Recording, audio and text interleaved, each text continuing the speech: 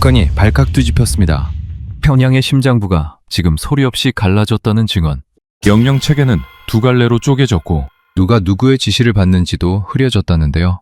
그 한복판에 있던 한 사람이 모든 것을 버리고 국경을 넘었습니다. 배급도, 관사도, 평생 보장된 자리도 전부 두고 말이죠.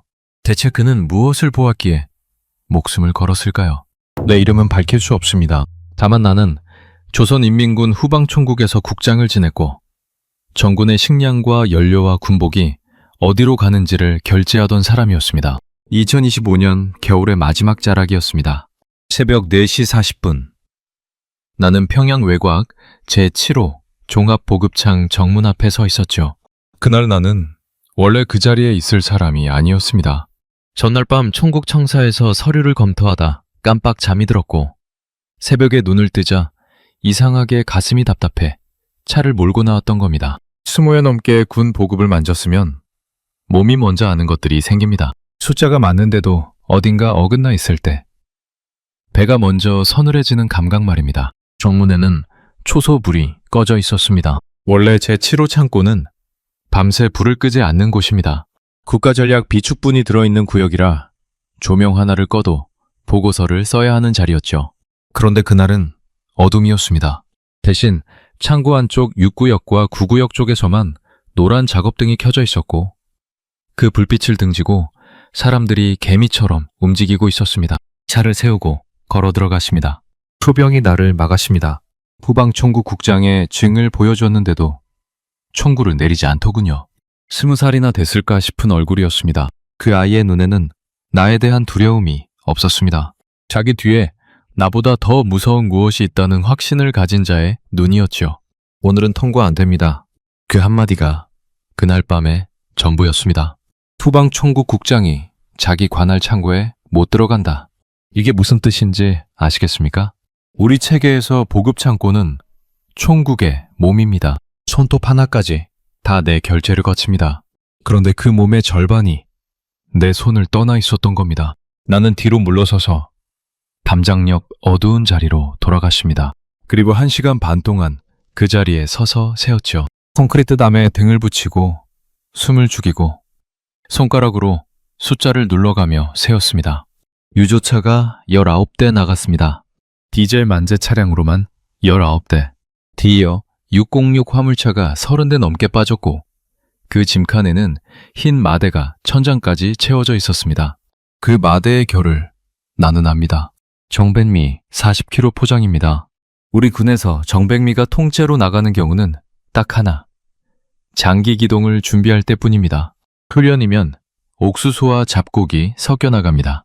정백미는 병사들 배가 아니라 병사들 다리를 위한 물자였습니다. 오래 걷게 하려면 배탈이 나면 안 되니까요. 차량 옆문에 붙은 부대 표식을 보려고 눈을 좁혔습니다. 그런데 표식이 없었습니다. 번호판 자리에 흰 페인트만 발라져 있더군요. 20년 넘게 이 일을 했지만 표식을 지운 군 차량 행렬이 국가 비축창고에서 빠져나가는 걸 본 것은 그날이 처음이었습니다. 새벽 6시 마지막 차량이 나가고 정문이 닫혔습니다. 나는 청사로 돌아와 곧장 전산대장을 열었습니다. 손이 떨렸던 걸 지금도 기억합니다. 마우스를 2번이나 놓쳤으니까요. 대장은 깨끗했습니다. 그날 밤 제7호 창고에서는 아무것도 나가지 않은 것으로 되어 있었습니다.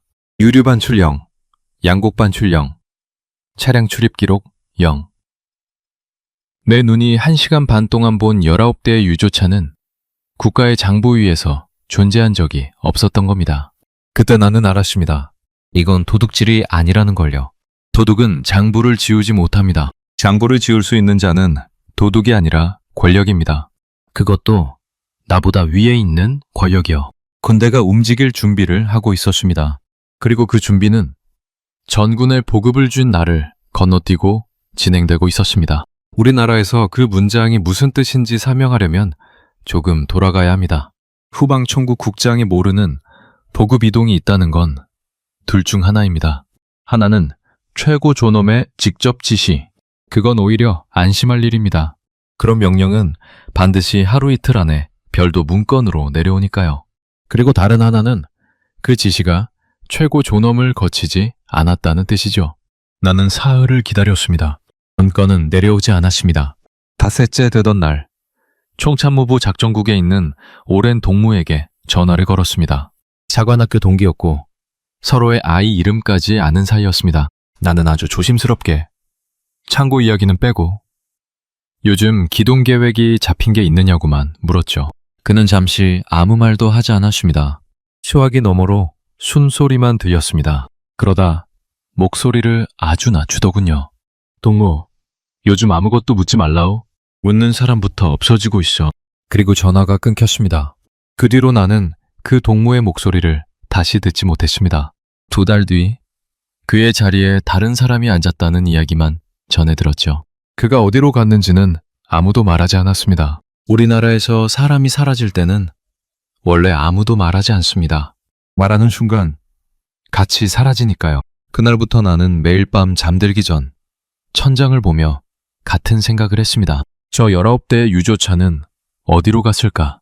그 연료로 무엇을 움직이려는 걸까? 그리고 그 계획표 어딘가에 내 이름은 어떤 칸에 적혀 있을까?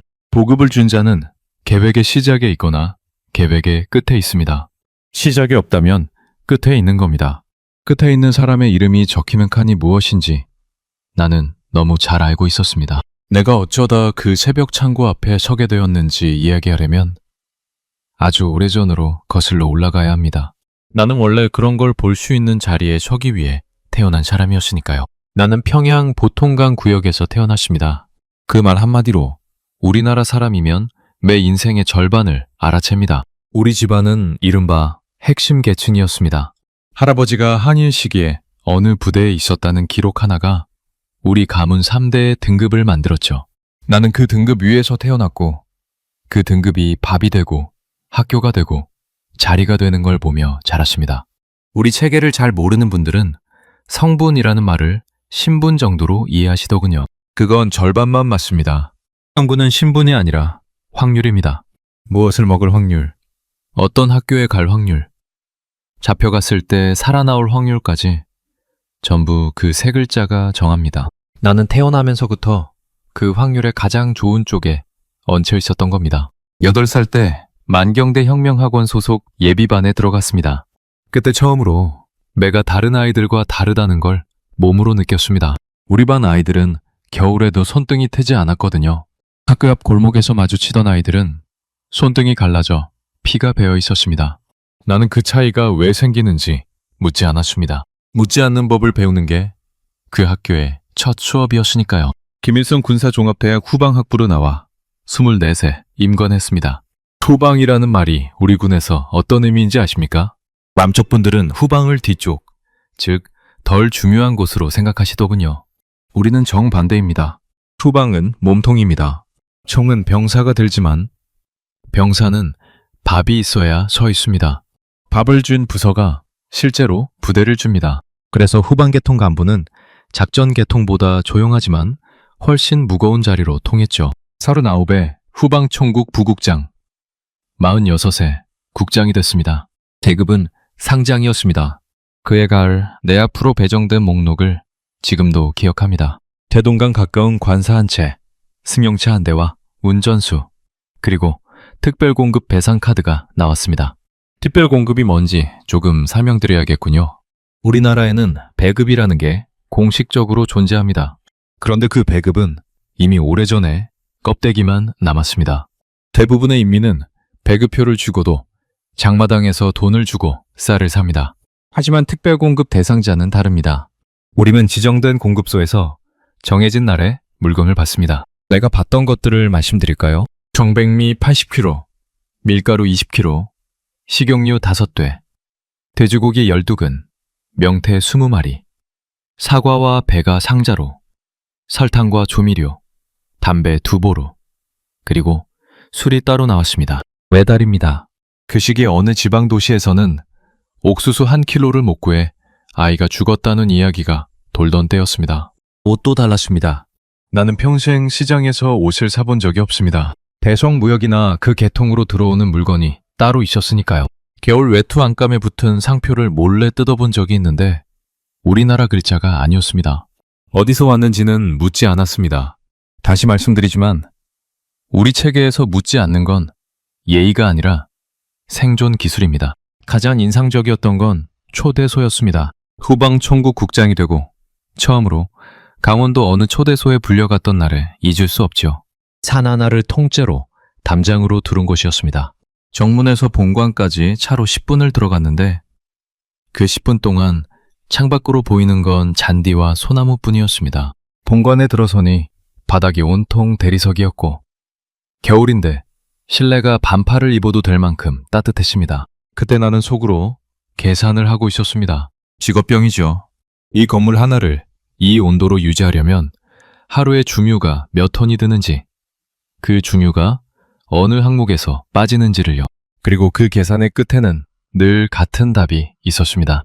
어느 부대의 난방이 그만큼 줄어든다는 답이요. 그날 저녁 식탁에는 해가 올라왔습니다.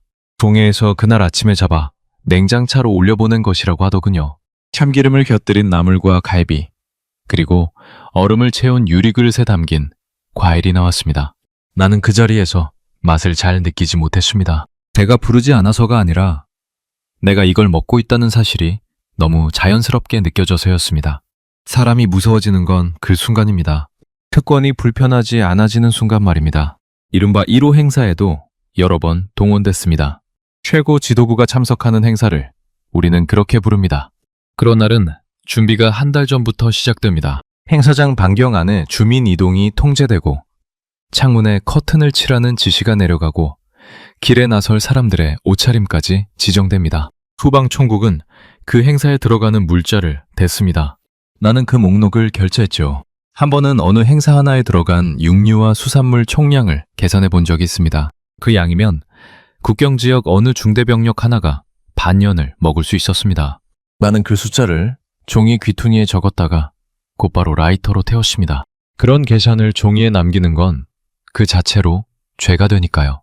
39호실 개통과 부딪히는 일도 잦았습니다. 그쪽은 당의 자금을 다루는 곳이라 우리와는 결이 달랐습니다.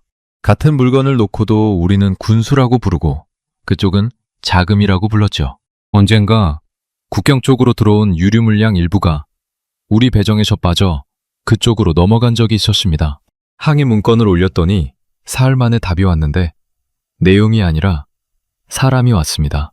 나보다 10살은 어려 보이는 사람이 총국장실에 들어와 앉더니 이렇게 말하더군요. 국장 동지, 그 유류는 나라의 심장에 들어가는 겁니다. 팔다리 걱정은 그만하시라요. 팔다리. 그때 처음으로 우리 군대가 누군가에게는 팔다리로 불린다는 걸 알았습니다.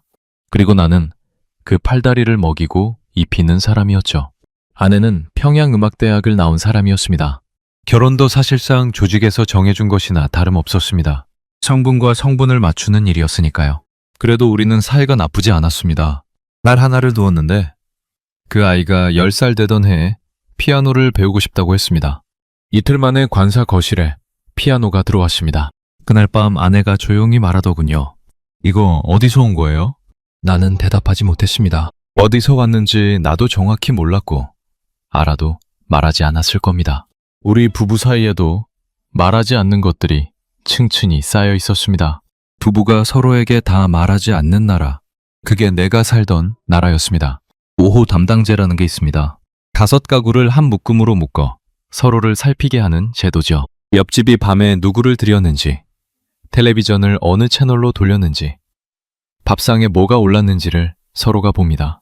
그리고 그 5가구 중 하나는 반드시 보고를 하게 되어 있습니다. 누가 보고자인지는 아무도 모릅니다. 모르니까 전부가 조심합니다. 그게 이 제도의 진짜 목적입니다. 간부관사 구역이라고 예외가 아니었습니다. 오히려 더 심했죠. 지방에서는 밀고를 해봐야 얻을 게 없지만 간부사회에서는 옆집이 사라지면 그 자리가 비니까요. 우리 관사 라인에 살던 어느 부부는 밤에 남조선 노래를 들었다는 이유로 조사를 받았습니다. 그 소리를 누가 들었는지는 끝내 밝혀지지 않았습니다. 두 사람은 열흘 뒤 관사에서 사라졌고 다음 달에 다른 가족이 그 집에 들어왔습니다. 아무도 이전 사람들 이야기를 꺼내지 않았습니다. 나는 그 모든 걸 보면서도 20년 넘게 아무 문제를 느끼지 못했습니다. 정확히 말하면 느낄 시간이 없었습니다. 매일 아침 6시에 청사에 나가 밤 10시에 돌아왔고 결제해야 할 숫자가 산더미였으니까요. 사람은 바쁘면 생각을 안 하게 됩니다. 그리고 우리 체계는 간부를 바쁘게 만드는데 아주 능했습니다. 지금 돌아보면 나는 그때 눈이 없었던 게 아니라 눈을 쓸 이유가 없었던 겁니다. 내 밥그릇이 가득 차 있었으니까요. 사람은 자기 그릇이 비어야 남의 그릇을 봅니다. 부끄러운 이야기지만 사실입니다. 내 그릇에 처음으로 금이 간 건 49 되던 해 가을이었습니다. 그해 나는 함경북도 국경 연선의 한 부대로 현지 요해를 나갔습니다. 요해라는 건 현장을 직접 보고 파악한다는 우리말입니다. 원래 국장이 직접 갈 일은 아니었죠. 그런데 그 부대에서 올라오는 보고서가 몇 달째 너무 깨끗했습니다. 결혼령, 환자령, 급양 이상 없음. 20년 넘게 이 일을 하면 깨끗한 서류가 제일 무섭다는 걸 알게 됩니다. 사람 사는 곳에서 숫자가 0으로 떨어지는 일은 없거든요. 평양에서 차로 꼬박 이틀을 달렸습니다. 도로가 아니었습니다. 포장이 남아있는 구간이 절반도 안 됐고 어떤 구간은 아예 흙길로 되돌아가 있더군요. 차창 밖으로 보이는 마을들은 굴뚝에서 연기가 나지 않았습니다. 가을인데 말입니다. 연기가 없다는 건 불을 뗄 것이 없거나 끓일 것이 없다는 뜻이죠.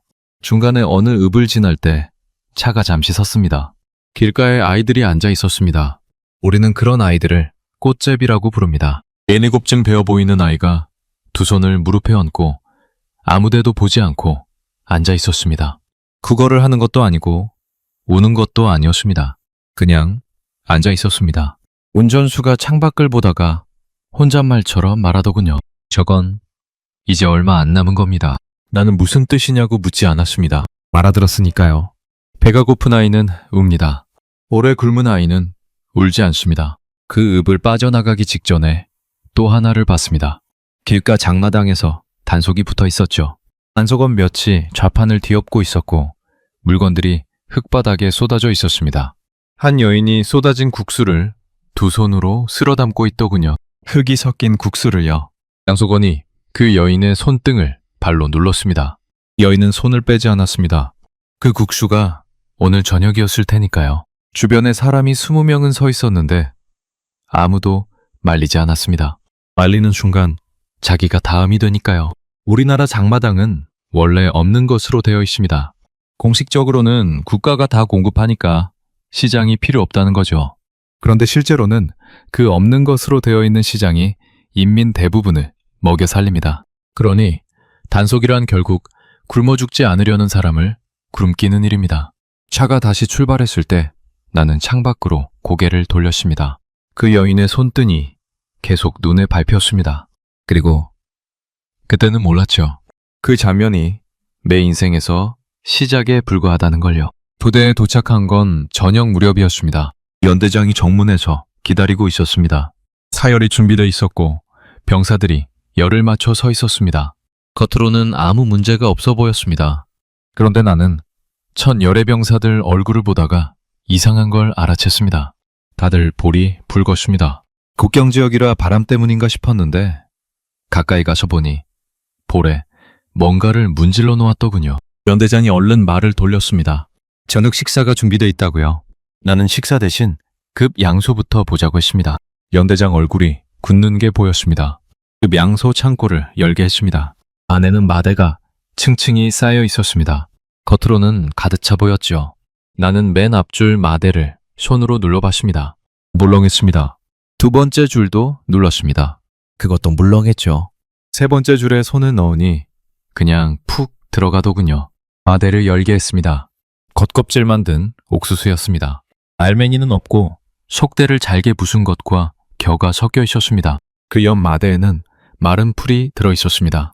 내가 아무 말도 못하고 서 있으니 연대장이 무릎을 꿇었습니다. 50 가까운 사람이 계급장을 단 채로 창고 흙바닥에 무릎을 꿇었습니다. 국장 동지, 저를 총살하시라요. 그런데 병사들은 건드리지 마시라요. 그 사람이 한 말을 그대로 옮기겠습니다. 지난 5달 동안 상급 공급이 3번 끊겼다고 했습니다.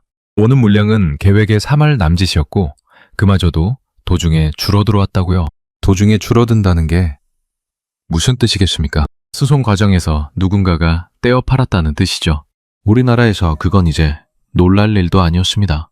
그래서 연대장은 병사들을 산으로 보냈다고 했습니다. 도토리와 칡을 캐게 하고 마을에 내려보내 일을 해주고 옥수수를 얻어오게 했다고요. 그런데 마을에도 먹을 게 없었습니다. 그래서 어떤 병사들은 밤에 민가에 들어갔다고 합니다. 훔친 겁니다.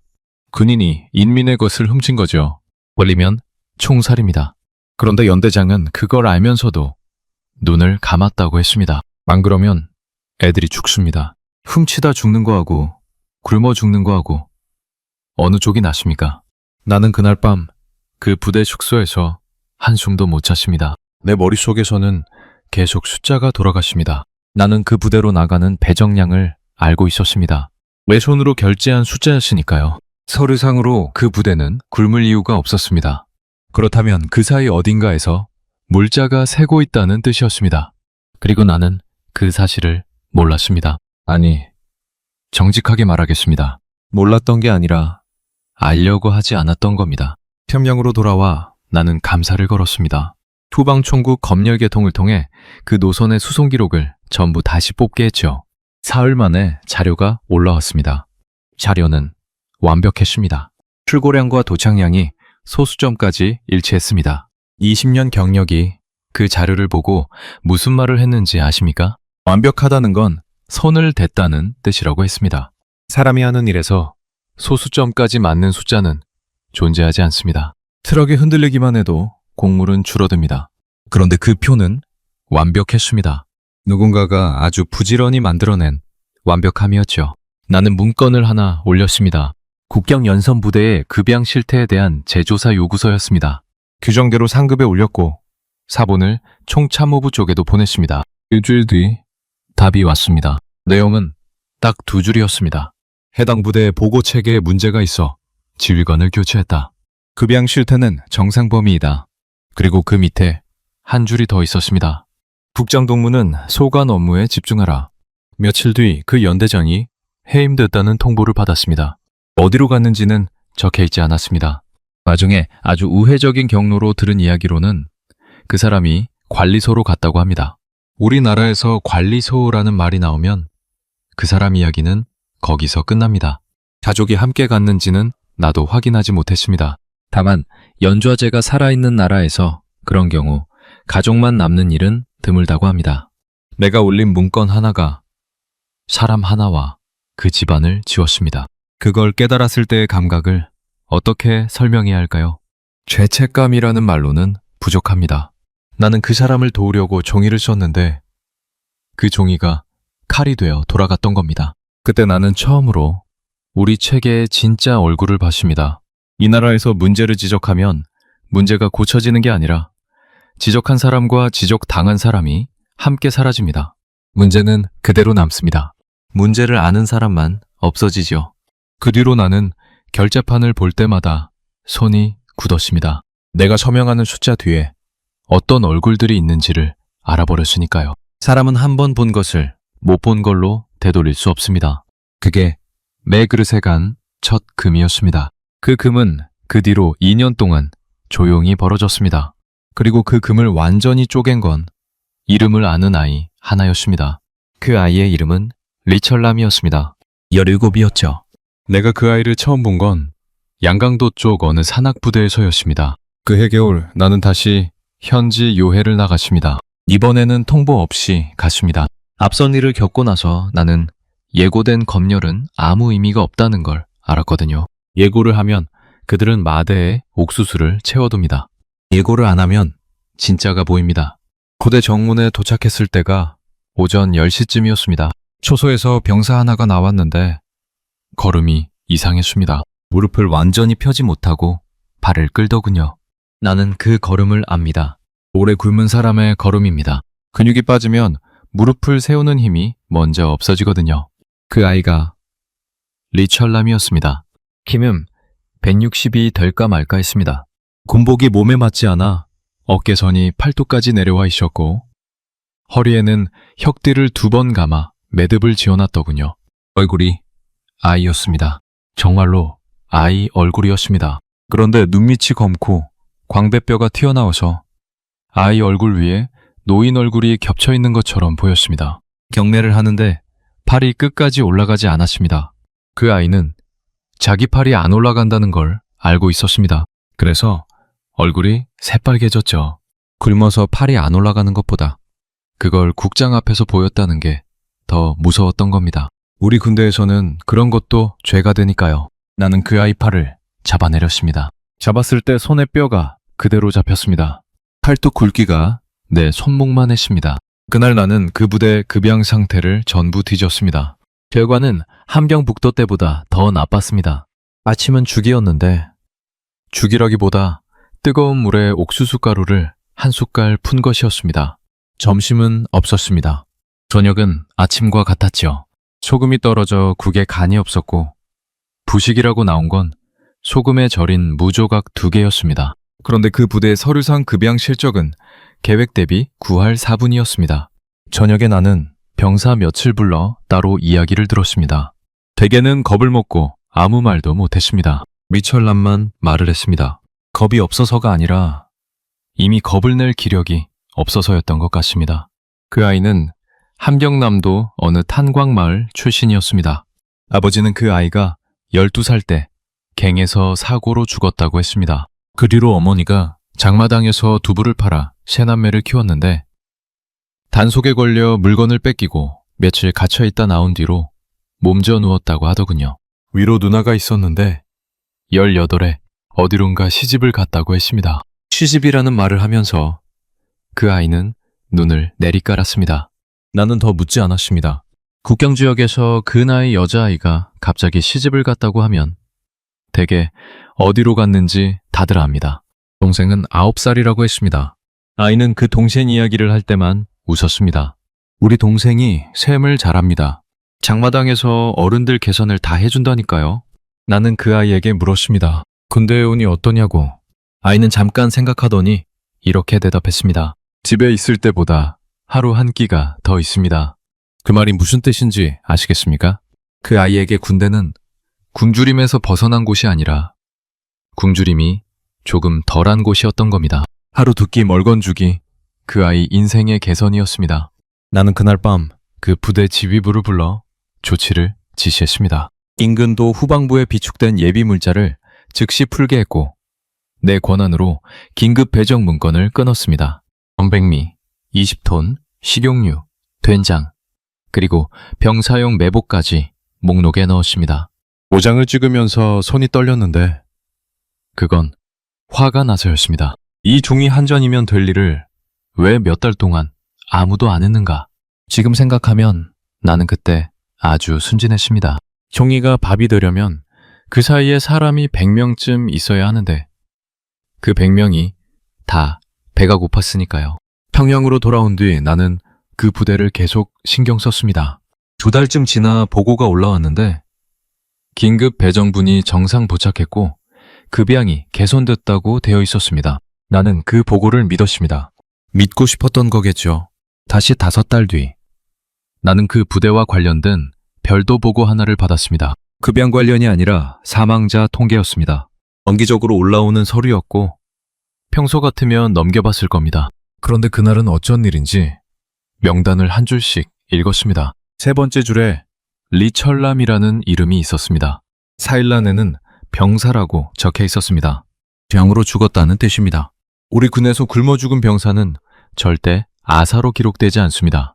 영양실조도 않습니다. 폐렴이나 장염 혹은 그냥 병사라고 씁니다. 그래야 부대에 책임이 안 가고 그 위로도 안 가고 맨 위까지 안 가니까요. 나는 그 문서를 들고 한참을 앉아 있었습니다. 방에 아무도 없었는데도 소리를 못 냈습니다. 우는 소리를 내면 안 되는 방이었으니까요. 우리 청사에서는 벽에도 귀가 있다는 말을 농담으로 안 합니다. 나중에 따로 확인해 보니 그 아이는 죽기 전에 2달쯤 알았다고 했습니다. 처음엔 다리가 붓더니 나중엔 배가 부풀었다고요. 굶은 사람이 마지막에 붓는 그 증상 말입니다. 그 아이는 마지막 며칠 동안 계속 동생 이름을 불렀다고 합니다. 그리고 이게 제일 견디기 힘든 부분인데 내가 끊어보낸 정백미 20호는 그 부대에 도착하지 못했습니다. 도중에 어느도 후방부 창고에서 절반이 빠졌고 남은 절반은 다른 부대로 재배정됐습니다. 재배정 문건에는 내 부서 도장이 찍혀 있었습니다. 내 밑에 누군가가 찍은 겁니다. 그 사람도 아마 위에서 시켰을 거고 그 위도 또 누군가가 시켰겠죠. 그러니까 그 아이를 죽인 건 명확한 악당 한 사람이 아니었습니다. 아무도 죽이지 않았는데 아이가 죽는 체계. 그게 우리나라였습니다. 그리고 나는 그 체계의 한가운데에서 도장을 찍던 사람이었습니다. 그의 나는 그 아이의 얼굴을 매일 밤 봤습니다. 팔이 끝까지 안 올라가서 얼굴이 빨개지던 순간은요. 동생이 셈을 잘한다고 자랑하던 얼굴을요. 그 무렵 나는 다른 것들도 보이기 시작했습니다. 전에는 보이지 않던 것들이요. 한 번은 지방 출장길에 공개 재판을 마주친 적이 있습니다. 방 옆 공터에 사람들을 모아놓고 진행하더군요. 우리나라에서 그건 구경거리가 아니라 동원입니다. 안 나가면 그 자체로 기록에 남으니까요. 학생들도 나와 있었습니다. 아이들을 굳이 세우는 이유가 있습니다. 어릴 때 그 장면을 보면 평생 무서워하니까요. 그날 세워진 사람은 40대 남자였습니다. 죄목이 낭독됐는데 남조선 영상물을 들여와 유포했다는 내용이었습니다. 우리나라에서 그건 이제 아주 무거운 죄로 다뤄집니다. 몇 해 전부터 관련 법이 강화됐다고 하죠. 말투를 남쪽식으로 썼다는 이유만으로도 처벌받는다는 증언이 나옵니다. 그 사람은 이미 서 있을 힘이 없어 보였습니다. 재판 전에 조사를 받는 동안 무슨 일을 겪었는지는 굳이 설명하지 않겠습니다. 두 사람이 양쪽에서 붙들고 있었으니까요. 낭독이 끝나고 나는 고개를 돌렸습니다. 소리는 들렸습니다. 그 소리는 잊히지 않더군요. 돌아오는 차 안에서 운전수가 말했습니다. 저 사람 집안은 이제 다 끝났습니다. 연좌제 이야기였습니다. 그 사람의 처와 자식과 형제까지 성분이 내려가고 아이들은 대학도 군대도 못 갑니다. 심한 경우 온 가족이 산골로 추방됩니다. 죄를 지은 사람만 벌하는 게 아니라 핏줄을 통째로 벌하는 겁니다. 나는 그때 내 딸 얼굴을 떠올렸습니다. 그리고 아주 오랜만에 내가 서 있는 자리가 얼마나 얇은 얼음 위인지를 실감했습니다. 핵심 계층이라는 것도 결국은 위에서 그렇게 정해준 것뿐입니다. 정해준 사람이 마음을 바꾸면 하루아침에 관리소로 갑니다. 관리소 이야기가 나왔으니 조금만 더 하겠습니다. 나는 직접 본 적은 없습니다. 다만 후반 계통이라 물자 배정 문건을 통해 그런 시설의 존재를 압니다. 인원수와 배정량이 적힌 종이는 결국 우리 손을 거치니까요. 그 종이에 적힌 1인당 하루 배정량은 사람이 살아있을 수 있는 최소치보다 훨씬 아래였습니다. 그러니까 그건 가둬두는 곳이 아니라 천천히 줄여나가는 곳이라는 뜻이죠. 거기서 나온 사람이 거의 없다는 증언이 계속 나오는 이유가 그겁니다. 한 번은 내 밑에 젊은 과장이 그 배정표를 보다가 나에게 물었습니다.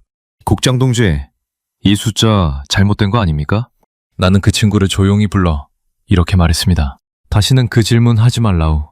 지금도 그 순간이 부끄럽습니다. 나는 그 아이를 지키려고 그렇게 말했지만 결국은 침묵을 물려준 겁니다. 나도 누군가에게 그렇게 배웠고 나도 똑같이 물려줬죠. 그 침묵의 대물림이 이 체계를 70년 넘게 굴러가게 만든 진짜 기름이었습니다. 미철남이 죽고 나서 나는 사무실 서랍 안쪽에 그 사망자 명단 한 장을 몰래 넣어뒀습니다. 규정 위반입니다. 걸리면 큰일 나는 일이었죠. 그런데 나는 그걸 버릴 수가 없었습니다. 가끔 밤에 혼자 남았을 때 그 종이를 꺼내 그 아이 이름을 봤습니다. 이름 석자와 나이, 그리고 병사라는 두 글자. 그게 17회를 산 사람에게 이 나라가 남겨준 전부였습니다. 나는 그 종이를 보면서 스스로에게 물었습니다. 너는 이 나라의 무엇이냐? 답을 나눠주는 사람이냐? 아니면 굶주림을 관리하는 사람이냐? 대답이 나오지 않았습니다. 대답이 나오지 않는 질문을 2년쯤 안고 살면 사람은 어떻게든 변하게 되어 있습니다. 그리고 그 새벽, 창고가 왔습니다. 앞에서 말씀드린 19대의 유조차 이야기로 돌아가겠습니다. 잠부가 비어있는 걸 확인한 그날 이후 내 일상은 겉으로는 똑같았습니다. 아침 6시에 청사에 나가고 밤 10시에 돌아왔죠. 결제판이 올라오고 도장을 찍고 회의를 했습니다. 달라진 건 하나였습니다. 나는 세기 시작했습니다. 누가 어느 회의에 안 나오는지, 어느 부서의 전화가 안 받아지는지, 어느 이름이 문건에서 사라졌는지를요. 보급을 다루는 사람은 흐름을 읽는 훈련이 되어 있습니다. 물자가 어디로 몰리는지를 보면 무슨 일이 벌어질지가 보이거든요. 그리고 그해 겨울부터 봄까지 물자의 흐름은 아주 이상한 방향으로 몰리고 있었습니다. 첫째, 평면 방어를 맡은 특정 부대들의 유류 보유량이 계획을 훨씬 넘어섰습니다. 서류에는 안 잡혔지만 나는 그걸 다른 방식으로 알 수 있었습니다. 그 지역 공급소로 나가는 윤활유 소비량이 뛰었거든요. 차를 안 굴리면 윤활유가 안 줄어듭니다. 숫자는 거짓말을 시키기 쉬운데 소모품은 거짓말을 못합니다. 둘째, 통신계통으로 나가는 예비 전지 배정이 2배가 됐습니다. 야전에서 전지가 대량으로 필요한 경우는 정해져 있습니다. 셋째, 군의 계통으로 나가는 지혈대와 붕대 배정이 조용히 늘었습니다. 그걸 봤을 때 나는 잠깐 숨이 막혔습니다. 훈련에는 붕대를 그렇게 안 씁니다. 정리하면 이렇습니다. 누군가가 평양 안쪽에서 짧고 격렬한 무언가를 준비하고 있었고 그 준비는 후방총국 국장인 나를 완전히 건너뛰고 진행되고 있었습니다. 봄이 되자 소문이 돌기 시작했습니다. 우리나라에서 소문은 신문보다 정확합니다. 신문은 위에서 내려오지만 소문은 옆에서 옵니다. 옆에 있는 사람은 거짓말할 이유가 없거든요. 조직 지도부 쪽에서 대규모 간부 사업이 있었다는 이야기가 돌았습니다. 간부 사업이라는 건 인사를 뜻하는 우리말인데 실제로는 숙청을 뜻할 때가 더 많습니다. 군계통에서 별을 단 사람 여럿이 자리에서 내려왔고 그중 몇은 그냥 사라졌다고 하더군요. 그리고 이런 말이 돌았습니다. 위에서 아래를 못 믿고 아래에서 위를 못 믿는다고요. 명령이 한 갈래로 안 내려오고 2갈래로 내려온다고요. 어떤 부대는 총참모부 명령을 기다리고 어떤 부대는 다른 데서 오는 지시를 따른다고 합니다. 우리 체계에서 그건 그냥 혼란이 아닙니다. 명령 계통이 둘이 되는 순간 그건 이미 쿠데타가 진행 중이라는 뜻입니다. 총이 터지고 나서야 쿠데타인 게 아닙니다. 총이 어디를 향할지 정해지는 그 몇 달이 쿠데타죠. 결정적인 일은 그해 5월에 벌어졌습니다. 어느 날 오후 조직 지도부 검열조가 후방총국에 들어왔습니다. 예고 없이 들어왔고 12명이었습니다. 그들은 곧장 문서고로 갔습니다. 그리고 최근 3년치 유류와 양곡 반출 대장을 전부 봉인했습니다. 나는 그 자리에 있었습니다. 검열조 책임자가 나에게 이렇게 말하더군요. 국장 동지, 협조 부탁드립니다. 형식적인 겁니다. 형식적이라는 말이 나오면 형식적이지 않은 겁니다. 그날 밤 나는 청사에 남아 내 서류를 점검했습니다. 그리고 아주 이상한 걸 발견했습니다. 지난 겨울 제 치료 창고에서 아무것도 안 나갔다고 되어 있던 그 날짜의 대잔이 바뀌어 있었습니다. 이번에는 기록이 있었습니다. 유류 반출과 양곡 반출이 모두 적혀 있었고 목적지는 어느 부대로 명시되어 있었습니다. 그리고 승일란에 내 이름과 내 직인이 찍혀 있었습니다. 나는 그 도장을 찍은 적이 없습니다. 내 손으로 찍지 않은 도장이 내 이름으로 찍혀 있었습니다. 그것도 규정에 없는 대규모 반출 문건이에요. 앞뒤가 이렇게 됩니다. 만약 그 물자로 무슨 일이 벌어지면 그 일의 물적 준비를 승인한 사람은 나입니다. 서류가 그렇게 말하고 있으니까요. 우리나라에서 서류는 진실보다 강합니다. 내가 아니라고 말하는 순간 그 말은 조사 대상이 됩니다. 조사를 받는 순간 이미 끝입니다. 나는 그 밤에 앉아서 아주 차갑게 계산을 했습니다. 감정이 아니라 계산이었습니다.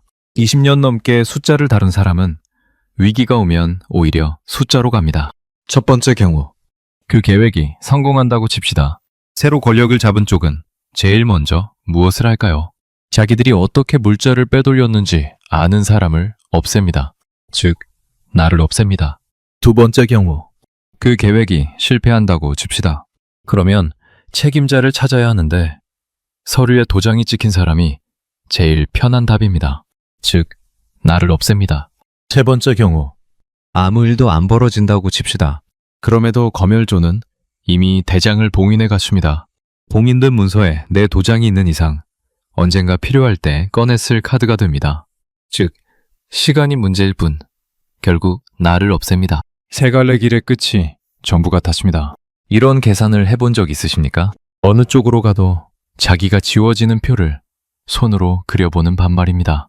그리고 나는 관리소 배정표를 결제하던 사람이었습니다. 그 종이에 적힌 숫자가 무엇을 뜻하는지 아는 사람이었죠. 남들은 관리소를 무섭다고 상상하지만 나는 상상할 필요가 없었습니다. 나는 그 안에서 하루에 몇 그램이 지급되는지를 정확히 알고 있었으니까요. 더 무서운 건 내 딸이었습니다. 연좌제가 살아있는 나라에서 아버지의 죄는 자식의 인생을 통째로 삼킵니다. 내 딸은 그때 16이었습니다. 16짜리가 무슨 죄를 지어서 산골로 가야 합니까? 그 무렵 나는 밤마다 두 얼굴을 번갈아 봤습니다. 위처남과 내 딸이요. 팔이 안 올라가던 아이와 피아노를 치던 아이. 두 아이는 같은 나라에서 태어났는데 완전히 다른 세상에 살았습니다. 그리고 그 다름을 만든 체계 안에서 나는 도장을 찍고 있었죠. 그러다 어느 밤에 이런 생각이 들었습니다. 내가 이 나라에 남으면 내 딸은 언젠가 리철남 쪽으로 떨어질 수 있다. 이 나라에서는 위에 있다는 게 안전을 뜻하지 않는다. 위에 있을수록 더 높은 데서 떨어질 뿐이다. 결심은 한순간에 오지 않았습니다. 아주 오래 굴러온 돌이 마지막 한 뼘에서 굴러 떨어지듯 왔습니다. 2월 초 어느 날 나는 사무실 서랍에서 그 사망자 명단을 꺼냈습니다. 미철남 세 글자를 손끝으로 짚었습니다. 그리고 라이터를 켜서 태웠습니다. 종이를 태우면서 나는 속으로 말했습니다. 미안하다. 나는 너를 못 사귀었고 이제 나도 도망친다. 그런데 살아남아서 네 이야기를 밖에서 하겠다. 그게 내 탈북의 이유였습니다. 정치적 신념 같은 거창한 게 아니었습니다. 나는 겁쟁이였고 살고 싶었고 딸을 지키고 싶었고 그리고 17살짜리 아이 이름 하나를 어디엔가 남기고 싶었습니다. 문제는 방법이었습니다. 상장 계급의 후방총국 국장이 사라지면 그건 사건입니다. 하루 안에 전국에 수배가 걸립니다. 국경 경비 계통이 통째로 뒤집히죠. 그래서 나는 반년을 준비했습니다. 이 이야기는 지금부터 하겠습니다. 먼저 나는 아내에게 말했습니다. 그게 제일 무서운 순간이었습니다. 부부 사이에도 밀고가 오가는 나라에서 이 말을 꺼내는 건 목을 내미는 일이니까요. 관사 화장실에서 수도를 틀어놓고 말했습니다. 우리 부부가 진짜 이야기를 할 때 쓰던 방법이었죠. 물소리가 있어야 말이 벽을 안 넘어가니까요. 내가 다 말하고 나자 아내는 한참 아무 말도 안 했습니다. 그러다 이렇게 묻더군요.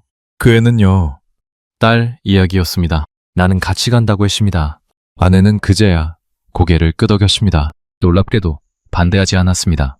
나중에 남쪽에 와서야 아내가 말해줬는데 아내는 이미 2년 전부터 내가 무너지고 있는 걸 보고 있었다고 하더군요. 여자가 남자보다 먼저 합니다.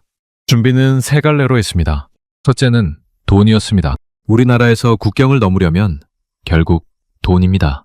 나는 후방계통에 있으면서 알게 된 돈주 한 사람을 통해 자산을 바꿨습니다.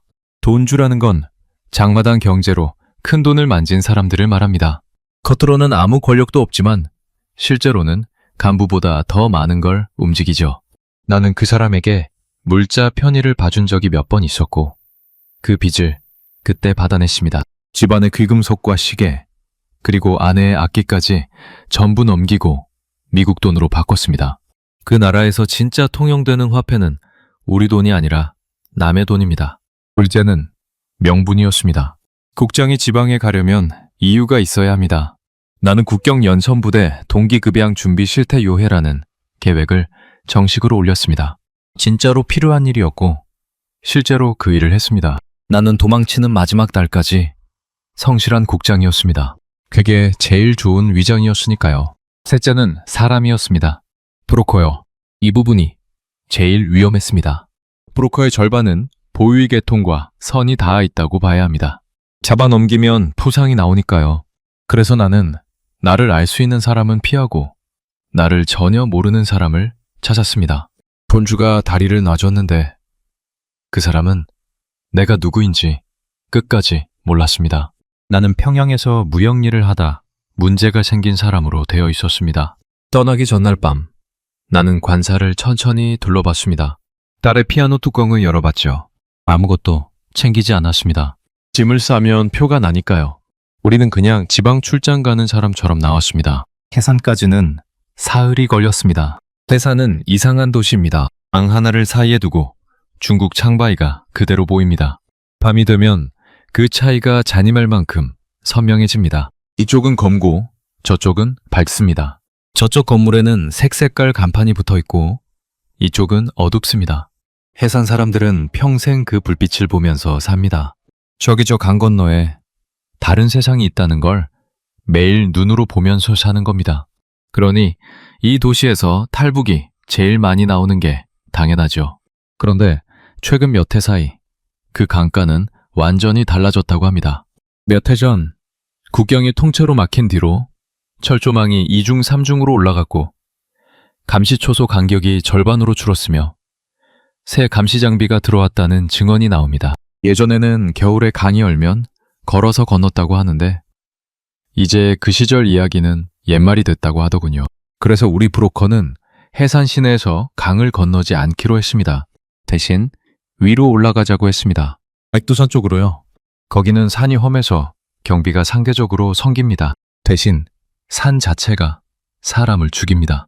6월인데도 밤에는 얼음이 얼고 길이 없고 곰이 나옵니다. 브로커는 이렇게 말했습니다. 군인한테 잡히면 확실히 죽습니다. 산에서는 반반이고요. 반반이면 좋은 겁니다. 우리는 트럭 짐칸에 숨어 산자락까지 가십니다. 감자 마대 사이에 웅크리고 있었죠. 중간에 검문소가 2번 있었습니다. 첫 번째 검문에서 병사가 짐칸 뒷문을 열었습니다. 나는 마대 틈으로 그 아이의 군화를 봤습니다. 밑창이 다 달아 있었고 끈이 짝짝이었습니다. 그 순간 내가 무슨 생각을 했는지 아십니까? 저 아이 군화 보급이 몇 달째 안 나갔구나 라는 생각이었습니다. 죽을지도 모르는 상황에서 직업병이 나오더군요. 병사는 마대 몇 개를 톡톡 치고는 문을 닫았습니다. 트럭이 다시 출발했을 때 딸이 내 손을 잡았습니다. 손이 얼음처럼 차가웠습니다. 두 번째 검문은 더 길었습니다. 10분 넘게 차가 서 있었고 밖에서 말소리가 오갔습니다. 브로커가 뭔가를 건네는 소리도 났습니다. 그때 나는 처음으로 진짜 공포를 느꼈습니다. 총살이 무섭다기보다 딸이 잡혀가는 장면이 머릿속에 그려져서였습니다. 국경에서 잡힌 여자아이들이 어떻게 되는지는 앞에서 말씀드렸죠. 그 10분 동안 나는 아무 신도 믿지 않으면서 무언가에 빌었습니다. 차가 다시 움직였습니다. 산에 들어간 건 새벽 2시였습니다. 우리는 브로커와 그의 조수, 그리고 우리 세 식구까지 5이었습니다. 손전등은 못 켰습니다. 앞사람 배낭에 흰 천을 묶어놓고 그것만 보고 걸었죠. 그 산길을 어떻게 설명해야 할까요? 길이 아니었습니다. 사람이 다녀서 생긴 자국이 있는 곳도 있고 아예 덤불을 헤치고 가는 구간도 있었습니다. 경사가 심해서 매발로 기어 올라간 데도 있었습니다. 2시간쯤 걸었을 때 아내가 발을 헛디뎌 굴렀습니다. 10m쯤 미끄러졌는데 소리를 안 냈습니다. 소리를 내면 안 된다는 걸 알고 있었으니까요. 다시 올라왔을 때 손바닥이 다 까져 있었습니다. 아내는 그 손을 옷에 문지르고 다시 걸었습니다. 말이 밝기 시작하자 우리는 나무 밑에 웅크려 숨었습니다. 낮에는 못 움직입니다. 하루 종일 그 자리에 앉아 있었죠. 먹은 건 삶은 감자 2개와 물이었습니다. 그날 낮에 딸이 아주 작은 소리로 물었습니다. 아버지, 우리 잘못한 거예요? 나는 대답을 못했습니다. 16짜리가 그런 걸 묻는 나라가 어디 있습니까? 한참 뒤에 이렇게 말했습니다. 아니다. 우리는 살려고 하는 거다. 둘째 날 밤에 강에 닿았습니다. 압록강 상류였습니다. 강이라고 하기엔 좁았습니다. 폭이 20m쯤 됐을까요? 그런데 물살이 셌고 얼음물이었습니다. 브로커가 손짓으로 기다리라고 했습니다. 우리는 강가 덤불에 엎드려 있었죠. 그때 상류 쪽에서 발소리가 들렸습니다. 경찰이었습니다. 2명이었고 담배 불빛이 보였습니다. 우리는 15분을 그대로 엎드려 있었습니다. 얼굴을 흙에 붙이고 숨을 아주 얕게 쉬었습니다. 그 15분이 내 인생에서 제일 길었습니다. 심장 소리가 밖으로 들릴까봐 가슴을 땅에 눌렀습니다. 순찰이 지나가고 브로커가 손을 들었습니다. 우리는 물에 들어갔습니다. 물이 허리까지 왔을 때 숨이 턱 막혔습니다. 6월인데도 백두산에서 내려온 물은 칼 같았습니다. 발밑돌이 미끄러워서 몇 번을 휘청했죠. 나는 딸의 팔을 붙잡고 있었고 아내는 내 배낭끈을 쥐고 있었습니다. 우리 셋은 그렇게 한 덩어리로 건넜습니다. 가운데쯤에서 물이 가슴까지 올라왔습니다. 그때 딸이 발이 떴는지 몸이 기울었습니다. 나는 그 아이를 그냥 끌어안고 반쯤 들어서 걸었습니다. 그 순간에 힘이 어디서 났는지 지금도 모르겠습니다. 건너편 자갈밭에 올라섰을 때 나는 무릎을 꿇고 토했습니다. 추워서였는지 긴장이 풀려서였는지 모르겠습니다. 그런데 그때 뒤에서 소리가 났습니다. 우리가 건너온 쪽에서요. 사람 소리 같기도 했고 짐승 소리 같기도 했습니다. 브로커가 우리 등을 밀었습니다. 우리는 젖은 몸으로 뛰었습니다. 그 뒤에 무슨 일이 있었는지는 모릅니다. 총소리는 안 났습니다. 그것만 기억합니다. 창바이 어느 집 지하실에 도착한 게 새벽 4시였습니다. 우리는 젖은 옷을 벗고 담요를 뒤집어 썼습니다. 딸은 담요 속에서 2시간을 떨었습니다. 이가 부딪히는 소리가 계속 났죠. 그런데 강을 건넜다고 끝난 게 아닙니다. 오히려 거기서부터가 진짜였습니다. 중국에서 우리 같은 사람은 난민이 아니라 불법 체류자로 취급된다고 합니다. 잡히면 북으로 돌려보내지고 돌려보내지면 어떻게 되는지는 다들 아시겠죠. 폭송된 사람들이 어떤 취급을 받는지에 대한 증언은 지금도 끊이지 않고 나옵니다. 우리는 그 지하실에서 21일을 살았습니다. 창문이 없어서 낮인지 밤인지 몰랐습니다. 하루에 한 번 위에서 밥이 내려왔습니다. 화장실은 양동이었고요. 그 21일 동안 우리 셋은 거의 말을 안 했습니다. 할 말이 없어서가 아니라 소리를 내면 안 됐으니까요. 그러다 어느 밤에 이동이 시작됐습니다. 여기서부터가 사람들이 잘 모르는 구간입니다. 우리는 화물 트럭과 승하차를 갈아타며 남쪽이 아니라 북서쪽으로 갔습니다. 몽골 쪽 국경으로 가는 길이었죠. 중국을 남북으로 종단해 동남아로 빠지는 길이 있고 서북쪽으로 빠져 몽골 사막을 넘는 길이 있는데 그때 상황에서는 몽골 쪽이 그나마 낫다고 했습니다. 며칠을 달렸는지 정확히 모르겠습니다. 창밖 풍경이 점점 마르는 걸 봤던 기억만 납니다. 나무가 없어지고 풀이 짧아지고 나중에는 아무것도 없었습니다. 마지막 구간은 걸었습니다. 사막이었습니다. 우리 셋과 안내인 한 사람, 그리고 다른 일행 2사람이 있었습니다. 밤에만 걸었습니다. 낮에는 천을 뒤집어 쓰고 누워 있었죠. 낮 기온과 밤 기온 차이가 어마어마했습니다. 낮에는 살이 타고 밤에는 이가 부딪혔습니다. 물은 배급이었습니다. 안내인이 시간마다 한 모금씩만 줬습니다. 처음엔 야박하다고 생각했는데 나중에는 그게 우리를 살린 겁니다. 이틀째 밤에 아내가 주저앉았습니다. 다리에 힘이 안 들어간다고 하더군요. 안내인이 두고 가자고 했습니다. 그 말을 하는 게 잔인해서가 아니라 사막에서는 한 사람 때문에 전부가 죽을 수 있으니까요. 나는 아내를 업었습니다. 50 넘은 남자가 사막에서 사람을 업는다는 게 어떤 건지 겪어보지 않으면 모릅니다. 100걸음 걷고 쉬고 또 100걸음 걸었습니다. 딸이 옆에서 내 배낭을 대신 메고 걸었죠. 그렇게 걷다가 나는 이상한 순간을 겪었습니다. 하늘을 봤는데 별이 너무 많았습니다. 평양에서는 그런 하늘을 본 적이 없었습니다. 나는 그 별들을 보면서 리철남을 생각했습니다. 그 아이는 17해 동안 저런 하늘을 한 번이라도 편한 마음으로 봤을까 하고요. 사흘째 새벽에 철조망이 보였습니다.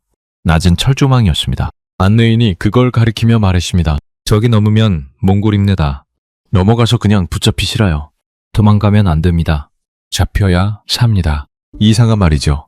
우리는 평생 안 잡히려고 살아온 사람들인데 이제는 잡혀야 산다고 했습니다. 우리는 철조망을 넘었습니다. 아내를 먼저 넘기고 딸을 넘기고 내가 마지막으로 넘었습니다.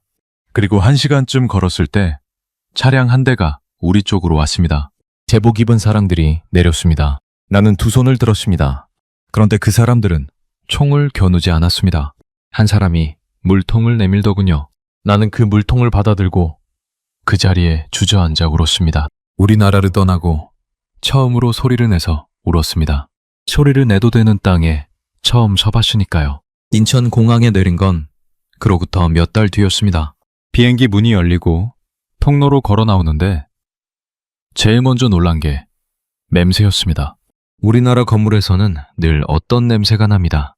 습기와 석탄과 오래된 시멘트 냄새요. 그런데 그곳은 아무 냄새가 안 났습니다. 냄새가 없다는 것도 사람을 당황시킬 수 있더군요. 그 다음은 빛이었습니다. 천장이 온통 밝았습니다. 그 넓은 공간에 조명이 하나도 꺼져 있지 않았습니다. 나는 걸어가면서 속으로 또 계산을 했습니다. 이 건물 하나에 들어가는 전기가 우리도 하나 소비량과 맞먹겠구나 하고요. 직업병이죠.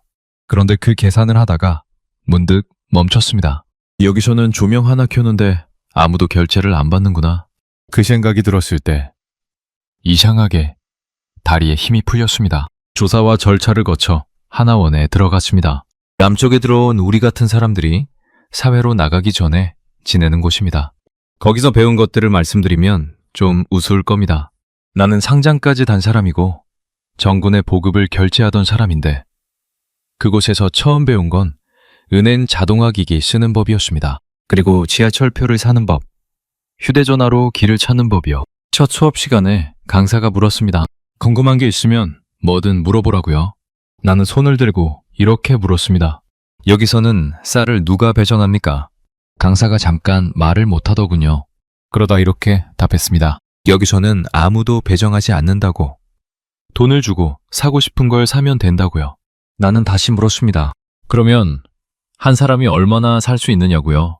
강사가 웃으면서 말했습니다. 사고 싶은 만큼요. 나는 그 대답을 이해하는데 며칠이 걸렸습니다. 20년 넘게 나라 전체의 식량을 나누던 사람에게 원하는 만큼 사면 된다는 문장은 외국어보다 어려웠습니다. 처음으로 큰 마트라는 곳에 갔던 날을 잊지 못합니다. 진열대가 끝없이 이어져 있었습니다. 쌀 종류만 10몇 가지가 있었고 라면이라는 것은 한 벽면을 다 차지하고 있었습니다. 나는 그 앞에서 한참을 서 있었습니다. 그러다 눈물이 났습니다. 기뻐서가 아니었습니다. 화가 나서였습니다. 우리나라에서는 사람이 옥수수 1kg가 없어서 죽습니다. 위철남이 그렇게 죽었습니다. 그런데 강 몇 개 건너 같은 말을 쓰는 땅에서는 쌀이 남아서 어떤 게 더 맛있는지를 고민하고 있었습니다. 같은 민족인데 말입니다. 그날 밤 나는 잠을 못 잤습니다. 배가 부른데 잠이 안 오는 경험은 그때가 처음이었죠. 우리가 북에서 배운 남조선은 그런 곳이 아니었습니다. 우리는 학교에서 남조선 인민들이 굶주리고 거리에 거지가 넘치고 사람들이 서로를 짓밟고 산다고 배웠습니다. 미국 놈들 밑에서 신음한다고 배웠죠. 나는 그걸 100% 믿지는 않았습니다. 후반 계통에 있으면 바깥 물건을 만지게 되니까요. 하지만 절반쯤은 믿고 있었습니다. 사람은 40년 들은 이야기에서 완전히 자유로울 수 없습니다. 그런데 실제로 와서 보니 내가 절반쯤 믿고 있던 그 이야기는 전부 뒤집혀 있었습니다. 제일 충격적이었던 건 사람들의 얼굴이었습니다. 우리나라 거리에서 사람들 얼굴을 보면 대개 무표정입니다. 표정을 짓는 게 위험하니까요. 웃으면 왜 웃느냐고 묻고 찡그리면 왜 찡그리느냐고 묻습니다. 그래서 다들 얼굴을 지웁니다. 그런데 여기 사람들은 얼굴이 있었습니다.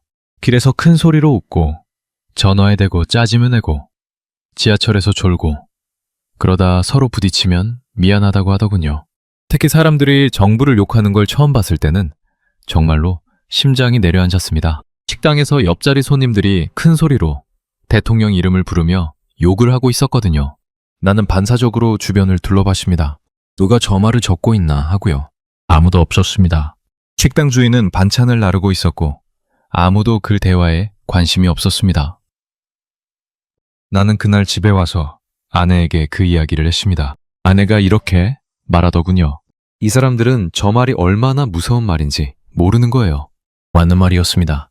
그리고 나는 그게 자유라는 걸 알았습니다. 자유란 자기가 자유롭다는 걸 의식조차 안 하는 상태더군요. 우리는 평생 그걸 의식하면서 없는 채로 살았습니다. 사람들의 친절에도 여러 번 무너졌습니다. 정착 초기에 나는 길을 자주 잃었습니다. 한 번은 어느 동네에서 방향을 못 찾아 헤매고 있었는데 나이 지긋한 어르신 한 분이 다가와 어디 가시냐고 물으시더군요. 나는 말투 때문에 금방 티가 났을 겁니다. 우리 억양은 감춰지지 않으니까요. 그분이 잠깐 내 얼굴을 보시더니 아무것도 묻지 않고 이렇게 말씀하셨습니다. 내가 데려다 드리리다. 그러고는 15분을 같이 걸어 목적지까지 데려다 주셨습니다. 헤어질 때 내 손을 잡고 이렇게 말씀하셨죠. 고생 많으셨어. 이제 여기서 편히 사시오. 나는 그분 손을 놓고 돌아서서 한참을 걸었습니다. 눈물이 나는 걸 남한테 보이기 싫어서요. 우리나라에서 낯선 사람이 나에게 다가오면 그건 되게 나쁜 일입니다. 조사이거나 검열이거나 밀고이거나요. 아무 대가 없이 낯선 사람을 15분 데려다주는 일이 있다는 걸 나는 50년 넘게 몰랐습니다. 딸은 학교에 들어갔습니다. 처음 몇 달은 정말 힘들어했죠. 말투 때문에 놀림을 받기도 했고 배운 내용이 달라서 따라가지 못했습니다. 밤마다 이불 속에서 우는 소리가 들렸습니다. 그런데 6달쯤 지나자 그 아이가 달라졌습니다. 어느 날 저녁에 집에 들어오더니 저에게 이러더군요. 아버지, 저 오늘 선생님한테 왜 이건 이렇게 해야 하냐고 물어봤어요. 나는 그 말에 순간 겁이 났습니다. 질문했다는 말에 겁부터 나는 것. 그게 우리가 살아온 세월입니다. 딸이 웃으면서 말했습니다. 선생님이 좋은 질문이래요. 나는 그날 방에 들어가 문을 닫고 소리 없이 울었습니다. 내 딸이 질문을 하고 그 질문이 칭찬을 받는 나라에 왔다는 게 그렇게 벅찼습니다. 우리나라에서 질문은 죄에 가깝습니다. 내가 그 젊은 과장에게 다시는 묻지 말라고 했던 것처럼요. 아내는 요양보호 쪽 일을 배웠습니다. 처음엔 남의 몸을 씻기는 일이 힘들다고 했는데 어느 날 이렇게 말하더군요. 여기 노인들은 나라가 안 버리네요. 우리나라에서 늙고 아프면 그냥 조용히 사라집니다. 아무도 그걸 문제라고 말하지 않습니다. 나는 정착한 뒤로 여러 일을 했습니다. 처음에는 물류 창고에서 일했습니다. 이건 좀 웃긴 일이죠. 영군의 보급을 결제하던 사람이 남쪽 창고에서 상자를 옮겼으니까요. 그런데 나는 그 일이 싫지 않았습니다. 오히려 그 창고에서 나는 이상한 위로를 받았습니다. 그곳에서는 물건이 사라지지 않았거든요. 들어온 만큼 나가고 기록과 실물이 맞았습니다. 처음 재고 실사를 하던 날 숫자가 딱 맞는 걸 보고 나는 한동안 그 화면을 들여다봤습니다. 같이 일하던 젊은 반장이 왜 그러시냐고 묻더군요. 나는 웃으면서 아무것도 아니라고 했습니다. 어떻게 설명하겠습니까? 내가 살던 나라에서는 장부와 실물이 맞는 일이 기적에 가까웠다는 걸요. 그리고 그 어긋난 숫자들 사이에서 17살짜리가 죽었다는 걸요. 지금 나는 다른 일을 하고 있습니다. 무슨 일인지는 밝히지 않겠습니다. 아직도 조심할 것이 많으니까요. 독에 남은 사람들이 있고 나 때문에 어떤 일을 겪었을지 나는 매일 생각합니다. 그것이 내가 평생 지고 갈 짐입니다. 가끔 사람들이 나에게 묻습니다. 후회하지 않느냐고요. 관사와 특별공급과 초대소를 버리고 50 넘어 남의 나라에서 상자를 옮기게 된 걸 후회하지 않느냐고요. 나는 이렇게 대답합니다. 거기서 나는 사람들의 밥을 나누는 자리에 있었지만 정작 매 밥이 어디서 왔는지 물을 수 없었습니다. 여기서 나는 아무 자리도 없지만 무엇이든 물을 수 있습니다. 물을 수 있다는 것. 그게 얼마나 큰 것인지는 물을 수 없는 곳에서 50년을 살아본 사람만 합니다. 이 이야기를 왜 지금 하느냐고 물으신다면 지금이 아니면 늦을 것 같아서입니다. 내가 나온 뒤로도 북에서 오는 소식들을 계속 듣고 있습니다. 사람마다 말이 조금씩 다르지만 겹치는 대목이 있습니다. 첫째, 명령이 한 갈래로 안 내려온다는 이야기가 계속 나옵니다. 어느 부대는 이쪽 지시를 따르고 어느 부대는 저쪽 지시를 따른다는 겁니다. 둘째, 군 간부들의 교체가 지나치게 잦다고 합니다. 자리에 오래 앉아있는 사람이 없다는 건 위에서 아무도 믿지 못하고 있다는 뜻이죠. 셋째, 보급이 특정 부대로만 몰린다고 합니다. 내가 그 새벽에 봤던 것과 똑같은 일이 지금도 벌어지고 있다는 이야기가 나옵니다. 넷째, 그런데도 지방에서는 여전히 사람이 굶는다는 증언이 끊이지 않습니다. 이 네 가지가 동시에 일어나는 나라를 뭐라고 불러야 할까요? 나는 이렇게 부릅니다. 이미 무너지기 시작한 나라라고요. 오해는 마시기 바랍니다. 나는 내일 당장 그 나라가 없어진다고 말하는 게 아닙니다. 그런 예언은 지난 30년 동안 수없이 나왔고 다 틀렸으니까요. 그 책에는 우리가 생각하는 것보다 훨씬 질깁니다. 내가 말씀드리는 건 다른 겁니다. 건물이 무너질 때 제일 먼저 갈라지는 건 벽이 아니라 기둥입니다. 그리고 그 나라의 기둥은 군대입니다. 그 군대를 서 있게 하는 건 총이 아니라 밥이고요. 나는 그 밥을 나누던 사람으로서 말씀드립니다. 지금 그 밥은 정상적으로 흐르지 않고 있습니다. 밥이 정상적으로 안 흐르는 군대는 언젠가 자기 밥을 스스로 찾으러 나섭니다. 그게 어디를 향할지는 아무도 모릅니다. 안으로 향하면 그게 쿠데타고 밖으로 향하면 그게 전쟁이죠. 그래서 나는 이 이야기를 하는 겁니다. 하지만 오늘 내가 정말 하고 싶은 말은 그게 아닙니다. 내가 남쪽에 와서 제일 많이 생각한 건 정세도 아니고 권력도 아니었습니다. 저녁마다 딸이 밥을 먹다가 남기는 장면이었습니다. 처음에 너는 그걸 보고 화를 냈습니다. 남기지 말라고요. 그러다 어느 날 그만두었습니다. 남길 수 있다는 것. 그게 이 아이가 새로 얻은 삶이니까요.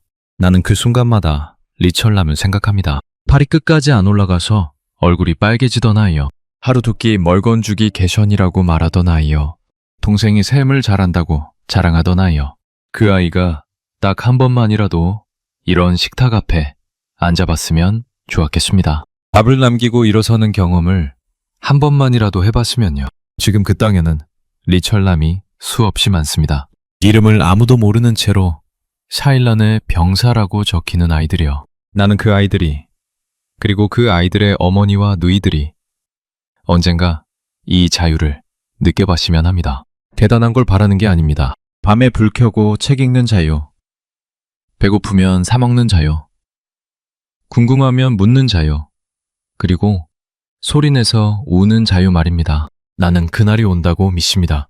왜냐하면 그 나라가 지금 무너지고 있으니까요. 이제 마지막으로 그 새벽으로 돌아가겠습니다. 나는 아직도 그 밤 꿈을 꿉니다. 꿈속에서 나는 여전히 제7호 창고 담장 옆 어둠 속에 서 있습니다. 노란 작업등 아래로 표식 없는 차들이 줄지어 빠져나가고 나는 손가락으로 숫자를 누르며 세고 있죠. 17, 18, 19. 그리고 꿈에서만 벌어지는 일이 하나 있습니다. 마지막 차량이 나가고 정문이 닫힐 때 초소 옆에 그 아이가 서 있습니다. 리철남이요. 짝짝이 군화끈에 소매가 팔뚝까지 내려온 군복을 입고요. 그 아이가 나를 보고 경례를 하려고 팔을 올립니다. 그런데 꿈에서는 그 팔이 끝까지 올라갑니다. 아주 반듯하게요. 나는 그 아이에게 다가가 묻습니다. 밥은 먹었냐고. 그러면 그 아이가 웃으면서 이렇게 대답합니다. 오늘은 두 끼 먹었습니다. 거기서 나는 늘 잠에서 깹니다. 그리고 어두운 방 안에 앉아 생각합니다. 저 문을 나간 19배의 차가 지금 어디에 있을까? 그 연료로 무엇이 움직이고 있을까? 그 나라의 밤은 지금 몇 시일까? 내 이름은 여전히 밝힐 수 없습니다. 다만 나는 그 나라의 밥을 나누던 사람이었고 그 밥이 어디서 새는지를 알아버린 사람이었고 그래서 도망친 사람입니다. 이 이야기가 그 아이의 이름을 대신하는 비석이 되었으면 합니다.